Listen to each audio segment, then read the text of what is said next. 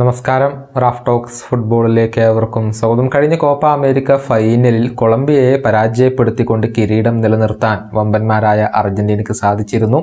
Lautaro Martinez നേടിയ ഏക ഗോളായിരുന്നു അർജന്റീനയ്ക്ക് വിജയവും അതുവഴി കിരീടവും സമ്മാനിച്ചിരുന്നത്.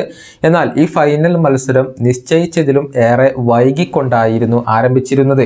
സ്റ്റേഡിയത്തിന് പുറത്ത് നടന്ന ആക്രമ സംഭവങ്ങളായിരുന്നു ഇതിന് കാരണമായത്.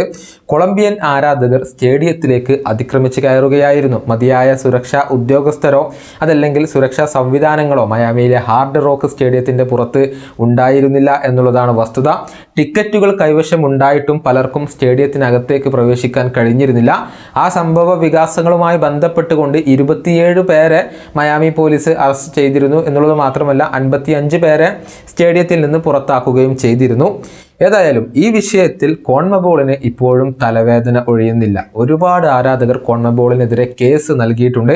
ടിക്കറ്റ് ഉണ്ടായിട്ടും സ്റ്റേഡിയത്തിലേക്ക് പ്രവേശിക്കാൻ കഴിയാത്ത ആരാധകരാണ് ഇപ്പോൾ കോടതിയെ സമീപിച്ചിട്ടുള്ളത്. ജാക്ലിൻ മാർട്ടിനസ് എന്ന വ്യക്തി ഇതിൽപ്പെട്ട ഒരാളാണ്. ഇവരുടെ കൈവശം 4 ടിക്കറ്റുകൾ ഉണ്ടായിരുന്നു. ആ 4 ആളുകൾക്കും സ്റ്റേഡിയത്തിലേക്ക് പ്രവേശനം സാധ്യമായിരുന്നില്ല. അത് നിഷേധിക്കപ്പെടുകയായിരുന്നു. ഏകദേശം 4 ലക്ഷത്തോളം രൂപയായിരുന്നു ഇവർക്ക് ഇതുവഴി നഷ്ടം സംഭവിച്ചത്.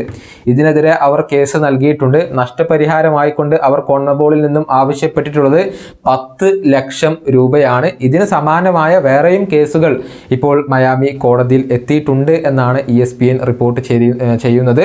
ചുരുക്കത്തിൽ ഒരു വലിയ തുക തന്നെ കോൺമബോൾ ഇക്കാര്യത്തിൽ നഷ്ടപരിഹാരമായിക്കൊണ്ട് ആരാധകർക്ക് നൽകേണ്ടി വന്നേക്കും. ഈ വീഡിയോയുടെ അവസാനിപ്പിക്കുന്നു. വീണ്ടും കാണാം.